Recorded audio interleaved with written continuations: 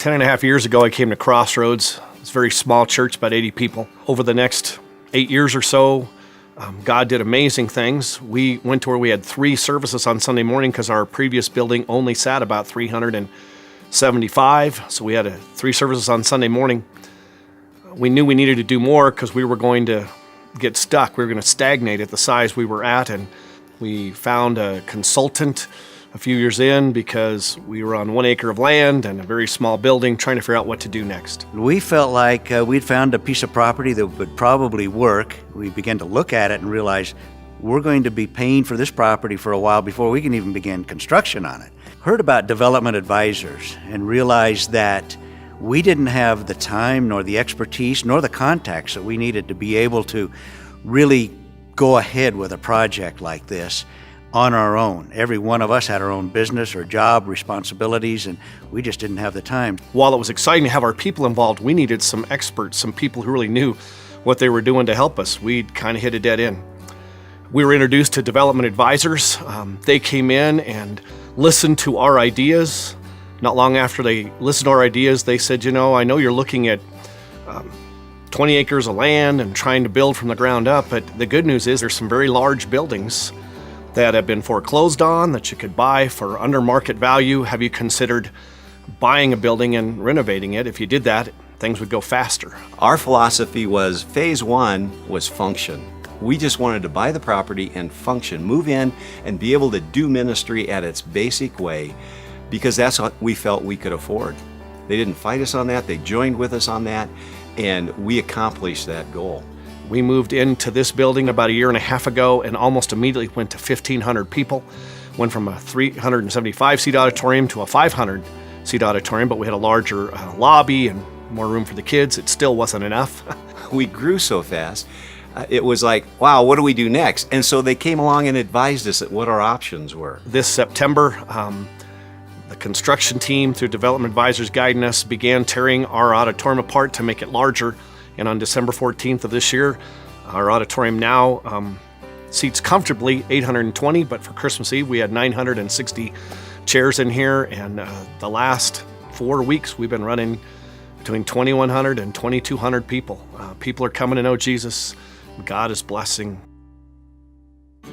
We really feel that the building we are blessed to have today is an end result of the coaching and advising and directing, the people they brought to the table, networked with, the general contractors, subcontractors, all of that. We are in a facility today that we think we can do excellent ministry because of Development Advisors' partnership with us in the whole process. They really did help us from A to Z, all the way from finding a facility to thinking through how to do a capital campaign, to finding people who would help us with bonds. That was the way we chose to fund our building. I've been with multiple churches that have done building projects, and there's been times where we felt we were so constrained, we did it all ourselves. And so we were our own general contractor. Big mistake. When it comes time to say how much money are we going to spend on consultants, probably the biggest savings for us was not how little we paid Development Advisors. It was the fact of their education and their experience saved us thousands of dollars and probably millions of dollars by what we didn't do and would have probably done had we been on our own, just using our own limited experience and focus along the way. I remember the very first meeting we had with them, and I guess I'd have to say I was a little skeptical at the time. I was just trying to figure out, what are they going to do for us? How can they help us? And on top of that, they're going to charge us a little bit here for this. What they were looking for in a response financially for them was much less than what we could have done by just trying to do it ourselves and doing it at odd hours and pulling things together. Plus the fact they had the contacts and they had this expertise in an area that we knew nothing about, literally.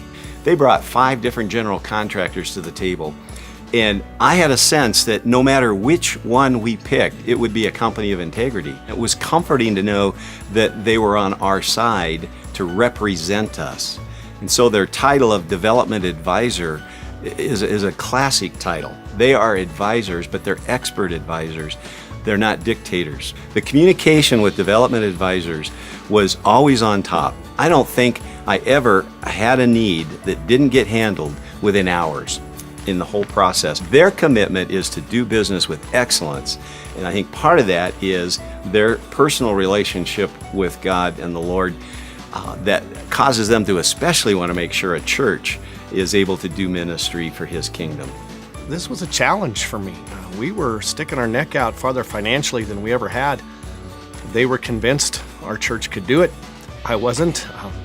In the times when I had doubts or concerns, I was able to talk directly to Scott or Tim and pretty bluntly say, I don't know if this is working, and they listened.